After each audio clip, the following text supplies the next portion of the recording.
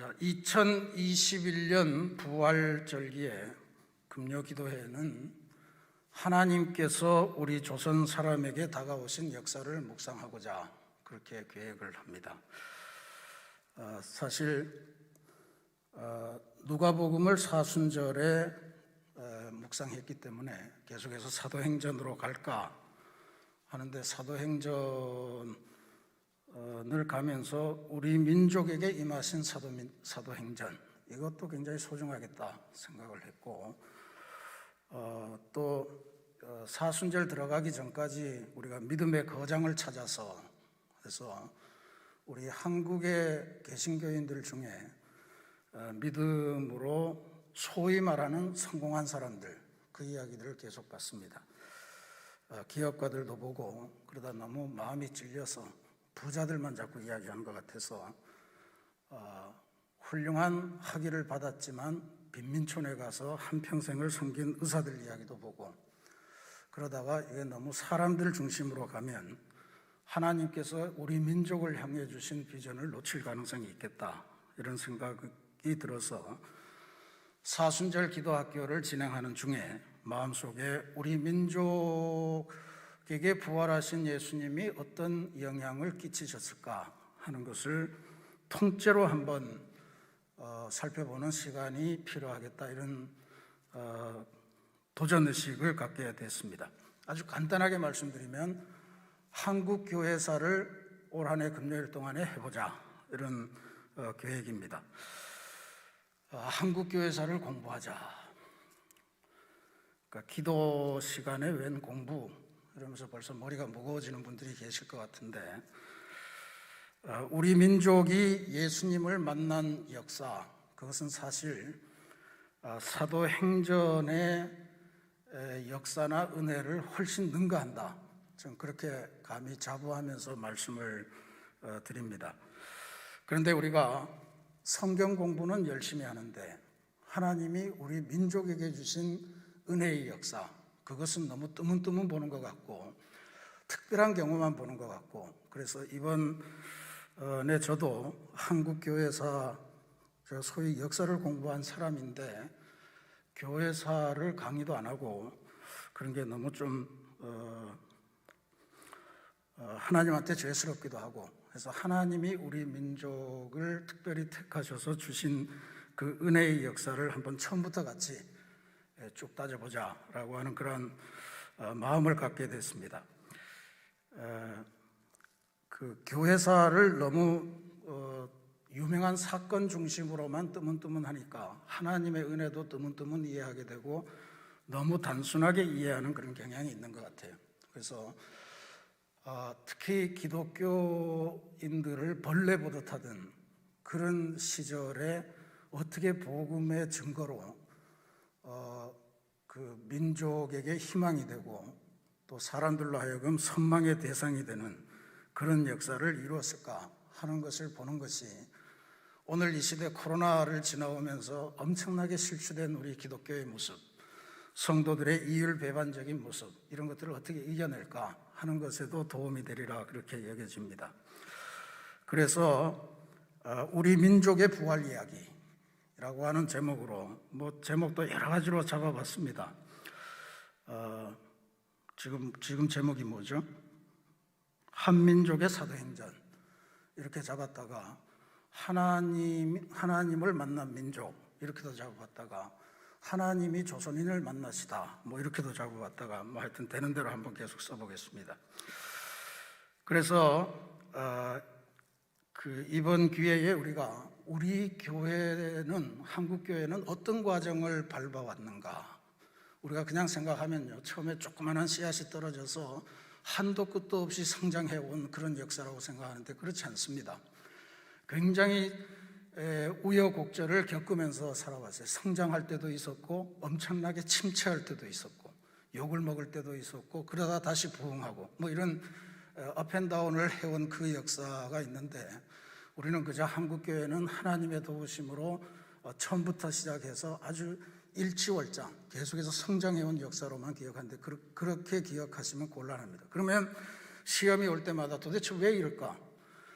우리 교회는 하나님이 그렇게 폭발적인 부흥의 역사를 줬는데 내 인생은 왜 이렇게 오르막내리막 오르막내리막 이렇게 하나, 이런 생각들을 하면서 시험에 빠지게 되는데, 그래서 이번에 한국교회사 하나님께서 베푸신 은혜의 역사를 보면서 우리들의 믿음도 새롭게 하고 우리 교회의 미래도 새롭게 하고 하여튼 그런 시간으로 만들어갈 수 있으면 좋겠다, 이런 생각을 하는 배경을 조금 더 상세하게 말씀드립니다. 하나님을 만난 민족, 하나님께서 조선인에게 다가오신 것은 사실 우리 역사 5,000년의 역사로 보면 거의 혁명적인 사건입니다. 이런 예가 없었습니다. 산상설교를 묵상할 때마다 저는 예수님의 이 말씀이 대단히 좋습니다. 마태복음 6장 25절부터 34절까지 나오는 예수님의 아주 주옥 같은 말씀이에요. 염려하지 말아라. 공중의 새도 들의 백합화도 기르시고 입히시는데 하물며 너희일까 보냐.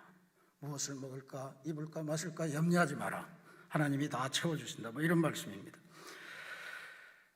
하나님이 이 모든 것이 너희에게 있어야 할 줄을 아시고 또 더해 주신다 하는 이 하나님을 생각할 때 언제나 자주 말씀드립니다만 하물며 너희일까 보냐, 이 말씀이 기가 막힌 번역인 것 같아요. 하물며 너희일까 보냐. 그러니까 하나님의 사랑이 엄청나게 많으시잖아요. 그래서 엄청나게 많이 미물에게도 미치는데 하물며 너희일까 보냐, 이 말이 뭐예요?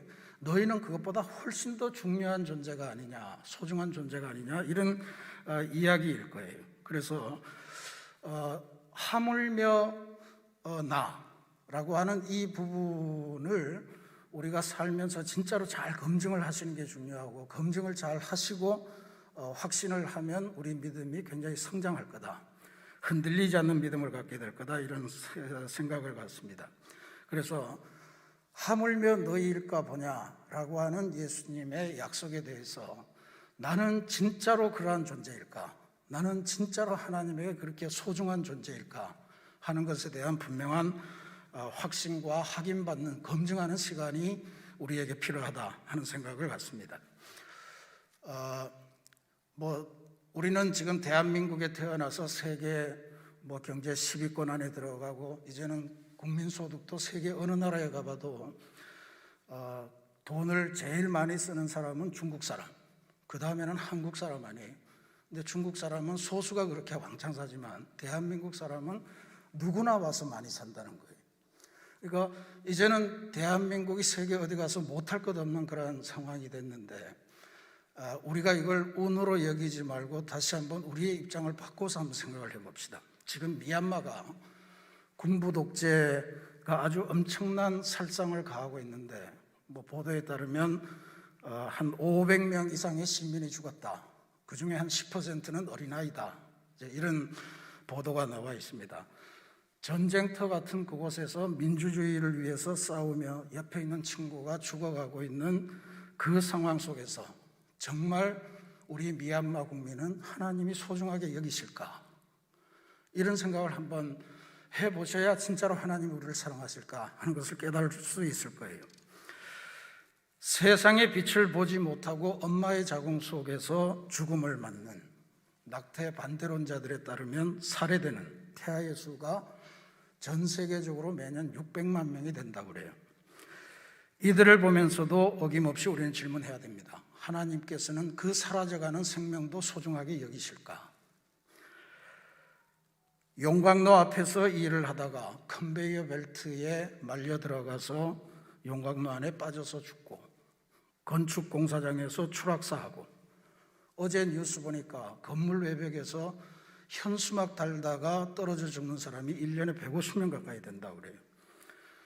택배 노동자들이 과로사해서 그냥 현장에서 죽는 이런 경우에 하나님께서는 그들의 생명도 소중하게 여기실까? 이런 질문이요.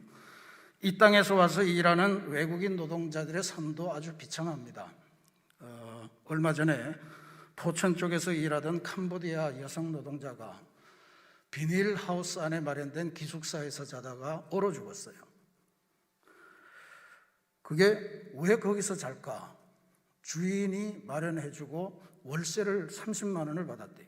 뉴스에 나오는 거 보니까 포천 시내에 가서 원룸을 얻어도 30만 원을 낸다는 거예요. 근데 주인이 그런 형편없는 곳을 난방도 안 되는 곳을 빌려주면서 30만 원을 받고 그러면서도 얼어 죽이는 그런 상황이 있었습니다.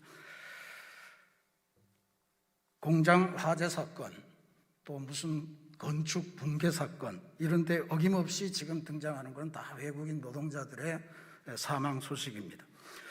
심지어 단속을 피해서, 불법 노동자 단속을 피해서 창문으로 뛰어내리다가 지붕 위에서 건너뛰다가 이렇게 떨어져 죽는 외국인 노동자들도 엄청나게 많다는 거예요. 이런 경우에도 우리가 질문을 해봐야 됩니다. 하나님께서는 저들의 생명도 소중히 여기셨을까? 이 심각한 문제죠. 오늘날 과학자들은 태양이 은하수에 흩어져 있는 5천억 개의 별들 중에 하나고, 지구는 그 태양 주위를 도는 13개 혹은 14개 행성 중에 하나다. 이게 이제 우리가 알고 있는 사실이죠. 또 우리가 여름밤 하늘에서 보는 은하수, 이걸 성운, 별바다 이렇게 부를 수 있겠죠. 성운인데, 우주에는 은하수 같은 성운이 수천억 개가 있다는 거예요. 그리고 은하수는 그 수천억 개 성운 중에서 한 중간 정도 되는 성운이다. 그런 어마어마한 천문학과 과학의 발견을 보면서도 우리는 또 질문을 해봐야 됩니다. 이 어마어마한 우주 속에서 아주 작은 점 하나일 뿐인 태양계 속에서, 태양계 주변에 있는 13개 행성 중에 하나에서, 그 안에 사는 70억 인구 중에서 그 중에 하나를 살아가고 있는 대한민국의 한 인간, 이게 진짜 절대자 창조자에게 진짜로 중요한 존재일까? 생각이나 하실까? 기억하실까? 이런 질문이에요. 왜 이런 질문이 중요하냐면, 하나님께서 택한 백성인 이스라엘 백성이 승승장구하고 약속의 땅을 누리다가 갑자기 조국이 멸망당하잖아요. 그리고 바벨론의 포로로 잡혀가고 예루살렘 성전이 이교도들에 의해서 짓밟히고 폐허되고 금딱지가 전부 다 벗겨나가고 이런 난리를 치고, 아내와 자녀들이 이방 이교도의 군인들에 의해서 짓밟히고 죽임당하고, 남자들은 포로로 끌려가고 이런 상황 속에서 이스라엘 백성들은 이런 탄식을 했습니다. 이사야 49장 14절에 보면, 여호와께서 나를 버리셨고 주께서 나를 잊으셨다. 이게 하나님이 택한 백성들이 고난에 직면해서 불렀던 탄식의 노래예요. 그들이 하나님께 소중한 존재라고 하는 것, 내가 너를 불러 지명하였나니 너는 내 것이라, 이게 사실이 아니었구나 하는 것을 그들이 고백했던 거예요. 그런데 인간의 상황이 어떠하든 간에 하나님의 대답은 변함없다. 우리는 받아들이기 힘들지만 어떤 상황에서도 하나님은 이런 대답을 주신 거예요. 너는 나에게 소중하다. 총체계적인 절망으로 하나님께 항변하며 울부짖는 이스라엘을 향해서 하나님께서 이런 사랑의 언약을 주십니다. 여인이 어찌 그 젖먹는 자식을 잊겠으며 자기 태에서 난 아들을 긍휼히 여기지 않겠느냐. 그러니까 사람들은 혹시 잊을지라도 나는 너를 잊지 아니할 것이라. 내가 너를 내 손바닥에 새겼고, 이렇게 쭉 가는 사랑의 언약. 하나님이 우리를 향한 사랑의 고백을 이렇게 하셨습니다. 그리고 하나님께서는 그 사랑의 맹세를 맹세로 끝내지 않고 이루어 주신 게 바로 우리가 얼마 전에 보낸 사순절과 부활절의 놀라운 역사입니다. 독생자를 우리의 구원, 우리의 행복을 위해서 내어주심으로 약속을 지키신 거예요. 수많은 고통스러운 상황을 지나면서 우리 마음속에 솟아나는, 나는 진짜로 하나님에게 소중한 존재일까? 아직도 하나님은 나를 향해서 하물며 너희일까 보냐, 그 말씀을 하고 계실까?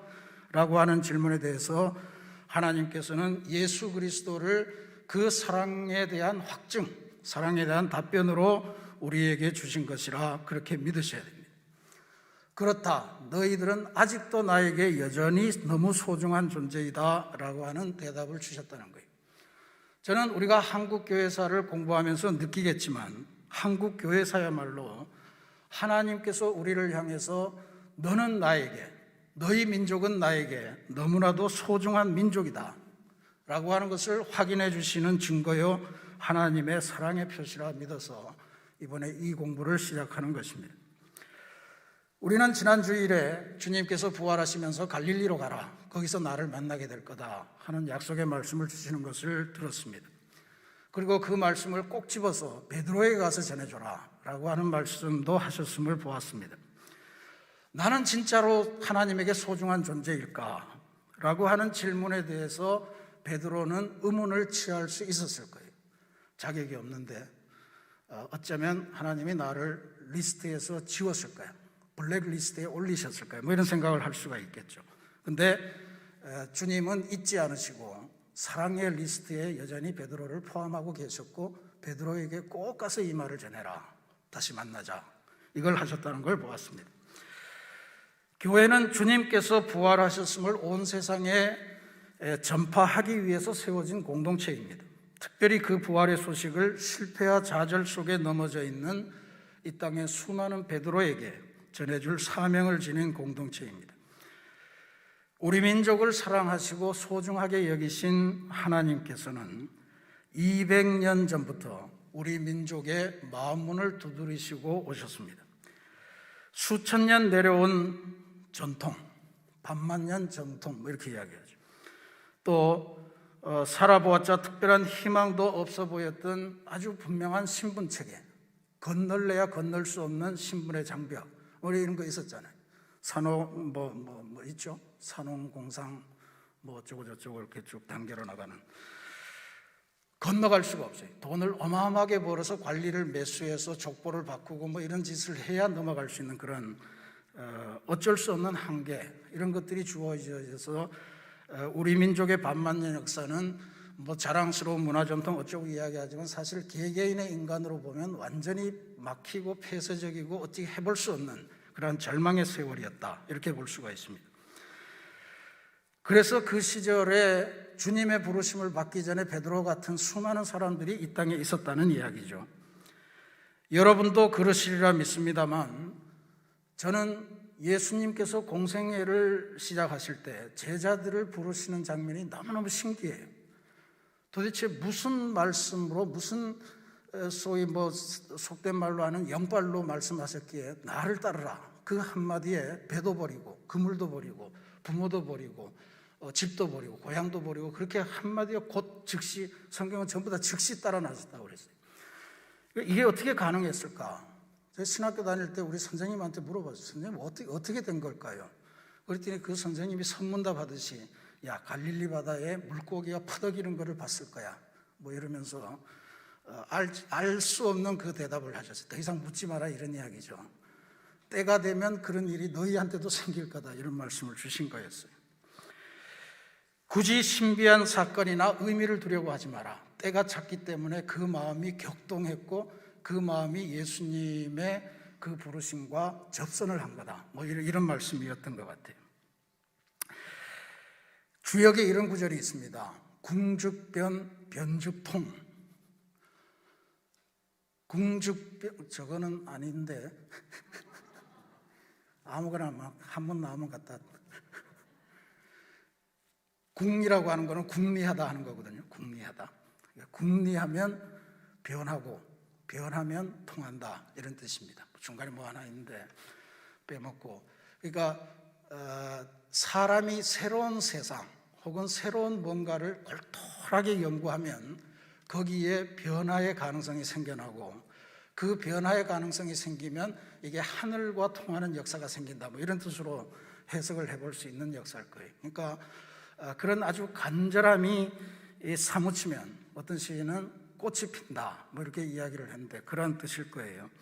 그러니까 그 한국 교회사를 보면서 이게 막 수천 년 쌓여 있고 이거 어떻게 해볼 수 없는데 거기에 포기하거나 거기에 자족하거나 거기에 그냥 그게 운명이거니 이러면서 사는 사람이 아니고 뭔가 그래도 새로운 일이 있을 텐데, 뭔가 어디선가 가능성이 있을 텐데 이런 걸 간절하게 사모하는 사람들이 접속한 것이 하나님이었다, 이런 이야기죠.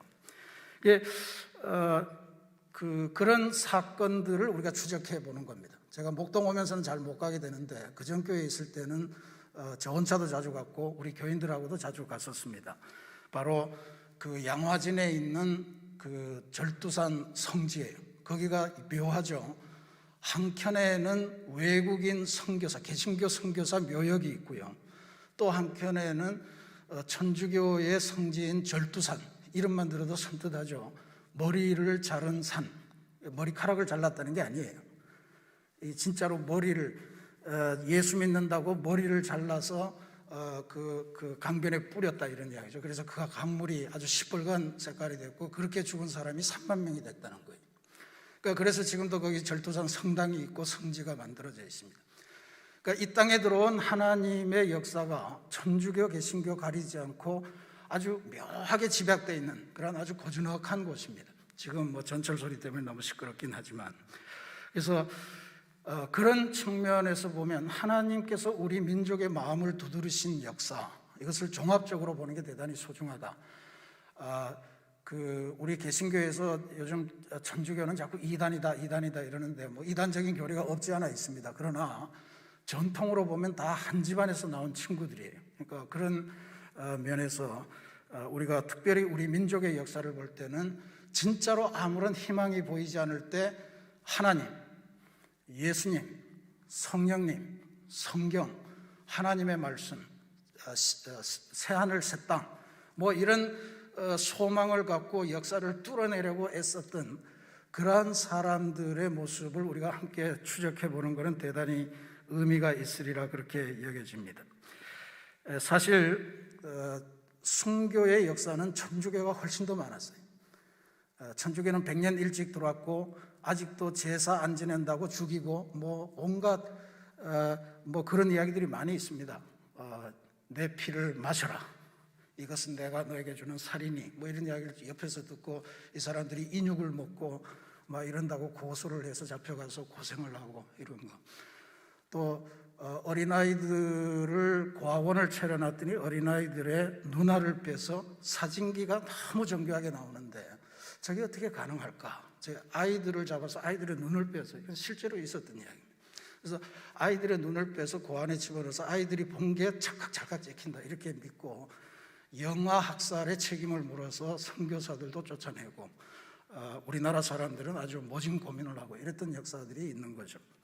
그러니까 그런 여러 가지 이야기들을 다 견디면서 천주교가 100년의 순교의 역사를 감당했고 그 순교의 터 위에 개신교가 진입을 하고 개신교가 들어왔어도 역시 어려움은 많았지만 천주교만큼 그렇게 어마어마한 박해를 받은 것은 아니었다. 그래서 우리가 이 역사를 공부할 때 천주교의 순교 역사와 박해 역사와 개신교의 역사를 함께 보는 것도 중요하겠다, 이런 생각을 갖습니다. 그 다음에 이게 왜 이런 일이 생겨났을까? 그래서 아까 나왔던 한문이 있죠. 저게 요한복음 1장 1절의 중국어 구절입니다. 태초에 유도, 태초에 도가 있었다. 중국말로 해드려요. 타이추 요다. 태초에 우리는 지금 뭐라고 그랬습니까? 태초에 말씀이 계시니라, 이렇게 읽잖아요. 중국 사람들은 저거를 도라고 번역을 했어요. 말씀이 계시니라 그러면 태초에 언어가 있었다, 이렇게 표현할 수 있을 텐데 태초에 도가 있었다, 이렇게 번역을 했어요. 기가 막힌 번역입니다. 왜냐하면 우리 동양의 전통적인 사상에 유교도 있고 불교도 있고 도교도 있고 뭐 온갖 샤머니즘도 다 있는데 한결같이 추구하던 맨 정점에 있는 진리, 그게 도입니다. 도.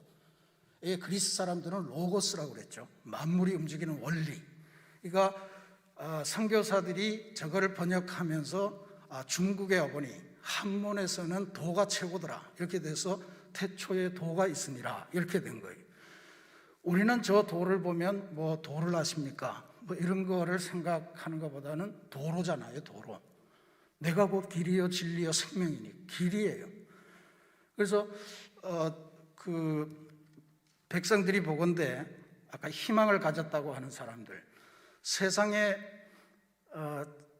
늘 이게 모든 것 딱 짜여져 있고 더 이상 변화는 불가능하고 나는 그냥 이렇게 태어나서 요범이 안에서 살다가 이렇게 죽어야 되는 그런 것들로만 생각하면서 그렇게 가르쳐 온 것이 동양의 도였는데, 백인의 선교사들이 와서 가르쳐 주는 걸 보니까 이 세상에 다른 도가 있다는 거예요. 근데 들어보니까 진짜로 달라요. 어떻게 다르냐? 그 도가 하나님인데 그 하나님이 하늘에 계시지 않고 이 땅에 사람으로 오셨다. 그리고 그 사람이 바로 하나님이다. 그러니까 사람이 되어서 오신 하나님이 우리 옆에 도로 와 계신다. 그리고 그 말씀을 통해서 보니까 별 희한한 이야기들이 다 안에 있는 거예요. 어마어마한 사랑의 이야기가 있고 어마어마하게 이렇게 우리 인간이 존중받는 이야기가 있었을까 하는 정도의 그런 이야기들이 엄청나게 많은 거예요. 보세요. 이런 99마리 양을 버려두고 한 마리 길 잃은 양을 찾아서 주인이 찾아 나선다? 이런 주인이 세상에 어디 있었을까? 또 거역하고 배은망덕한 아들을 한시도 빼지 않고 기다리고 계시다가 그 아들이 거지가 돼서 돌아오는데 막 버선발로 뛰어나가서 얼싸안고 잘 왔다, 너는 내 아들이다, 내 아들 취급을 해라, 잔치 벌이고 이러는 아버지는 또 어디에 있단 말인가? 또 잔치를 베풀고 대문을 활짝 열어놓고 초대하는데 초대된 사람들이 보니까 길거리의 불황자들, 거지들 뭐 이런 사람들이 다 초대되어 오는 거예요. 고관 제작들이 오는 게 아니었어요. 성문 밖에 격리되어 있는 나병 환자들, 그런 사람들 손을 기꺼이 붙잡아 주시는 그 하나님, 그 도, 또 가난한 사람들을 해방시키겠다고 약속해 주시는 그 도, 천시받는 자들을 기꺼이 접촉하시면서 너희가 하늘나라의 주인이라고 말씀해 주시는 그 도, 이런 도가 막 그 성경이라는 것 안에 막 그 포함되어 있는 거예요. 그러니까 정말로 깜짝 놀랬던 거죠. 깜짝 놀랬던 거. 이런 세상이 있나?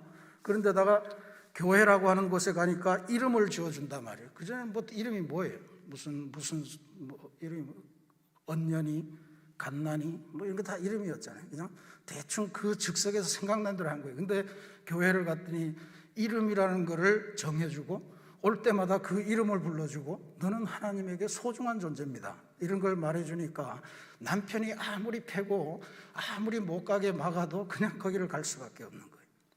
그러니까 이 어마어마한 이야기들, 이런 것들이 이민족의 역사 속에서 한도 끝도 없이 많이 나왔던 것이 우리 한국교회사의 이야기다, 이런 이야기죠. 언젠가 말씀드렸나요?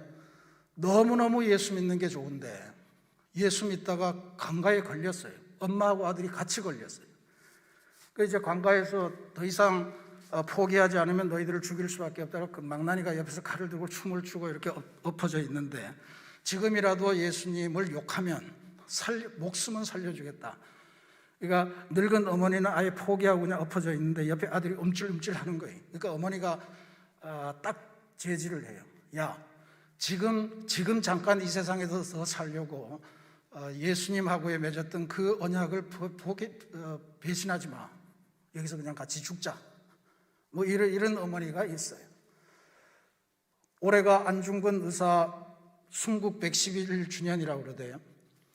네, 안중근 의사가 의거를 벌이고 감옥에 갇혔을 때 그 어머니 이름을 제가 이름이 있던 거예요. 어머니 이름이? 네? 박마리아예요. 예, 유명한 천주교인이잖아요. 그분이 안중근 의사에게, 감옥에 있는 안중근 의사에게 편지를 쓰기를, 혹시라도 이 땅에서의 목숨을 연장하기 위해서 절대로 상소하지 마라.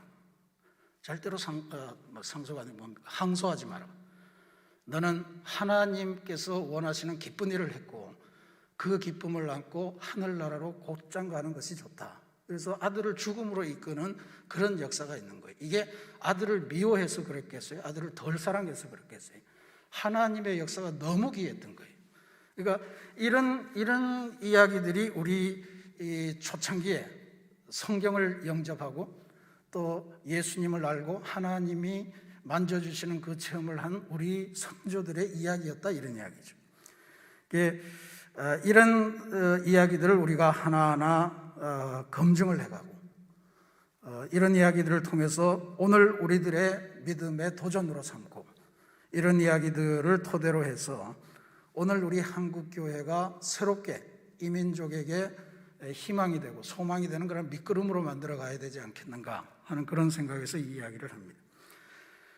하란사라고 하는 한국 개신교회의 중요한 여성 지도자가 있습니다. 란사라고 하는 것은 영어 낸시를 한문으로 음차한 거예요. 란사가 많아요. 옛날 우리 초창기 역사를 보면. 이 낸시가 란사죠. 란사는 원래 정부의 관리의 첩이었습니다. 살아가는 모양이 너무 깝깝한데, 그래서 소문을 듣자 하니 여성들을 가르쳐주는 학교가 있다. 이화학당입니다. 학교가 있다는 이야기를 듣고 가서 나 입학을 좀 시켜주시오. 돈은 얼마든지 내겠소. 갔더니 이화학당이 그때나 지금이나 요즘은 어떤지 모르겠는데 당신 결혼했으면 안 됩니다. 그러니까 이 양반이 포기하지 않고 한밤중에 등불을 들고 다시 스크랜턴하고 그 교장인 프라이라고 하는 분이 있었는데 그분을 찾아갔어요. 그 등불을 들고 문을 두드려서 딱 프라이 교장이 나오자마자 등불을 확 꺼버렸어요. 선생님, 지금 제 운명, 제 인생이 바로 꺼져버린 이 등불 같습니다. 도대체 뭘 해야 될지 모르겠고 너무너무 깜깜해서 미치겠습니다. 내가 결혼했다고 안 받아주면 내 인생은 여기서 끝납니다. 나를 받아주십시오. 받아주지 않을 수가 없어요. 학칙이 뭐가 중요합니까? 사람의 생명이 중요하지. 그래서 하란사가 거기서 이화학당에서 공부를 하고 선생님의 추천으로 미국에 유학을 갔어요. 그래서 우리나라 최초의 여성 학사, 여성 대학 졸업생이 됐고, 그리고 유명한 기독교 지도자가 되고 또 항일 독립운동가가 돼서 한국에서 큰 활약을 했던 그 역사입니다. 그가 했던 이야기, 지금 내 인생은 불 꺼진 등불을 들고 있는 이런 신세입니다. 어디로 가야 될지 모르겠고 어떻게 가야 될지 모르겠고 무엇을 잡아야 될지 모르겠는데 지금 당신이 갖고 있는 그 복음, 그것만이 나에게 유일한 희망입니다. 이게 한국 교회사를 관통해서 지배하는 가장 중요한 그런 요소입니다. 내 삶은 마치 한밤중에 저 어둠과 같습니다. 당신이 나에게 새로운 빛을 찾을 수 있는 기회를 주시지 않겠습니까? 이게 교회를 향해서 이 땅의 민중들이 소리쳤던 요청이고, 그리고 이 땅의 사람들이 갈구했던 소망이었어요.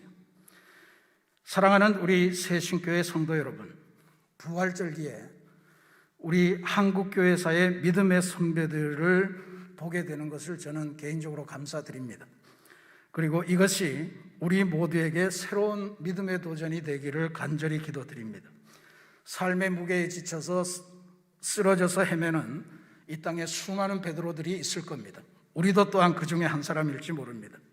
그런데 주님께서는 내가 부활한 것은 그 쓰러져 있고 포기했고 또 어쩌면 다른 생각을 할지도 모를 베드로에게 이 소식을 전하기 위해서 왔다, 부활했다, 이 말씀을 우리들에게 전해주는데, 그 음성을 우리가 다시 한번 우리에게 주시는 음성으로 확인할 수 있는 시간이 되기를 바랍니다. 우리 새신교회가 희망 잃은 이 땅의 수많은 베드로에게 그런 주님의 부활의 소식을 또 주님께서 주시는 새 생명의 역사를 전달해주는 그런 아름다운 생명수의 공간이 되기를 간절히 소망합니다. 세상을 부활의 은총으로 새롭게 하라고 새신교회로 지어준 거 아니에요. 그러니까 우리도 새로워지고 세상도 새로워지고, 그래서 세상 속에서 정말 하나님의 도우심으로 새 인생 살게 되고, 하나님의 도우심으로 새 가정을 누리고, 하나님의 도우심으로 새로운 교회, 새로운 민족으로 거듭나는 역사를 우리 새신교회에서 한번 시작할 수 있도록 그렇게 우리가 노력하면서 기도하면서 나아가야 할 줄로 믿습니다. 다음 주부터 한국교회사, 한민족의 사도행전, 이것을 함께 연구하고 공부해 나갈 때 주님의 은혜가 우리 모두에게 함께하기를 기도드리겠습니다. 이 시간에는 우리가 함께 기도하겠습니다.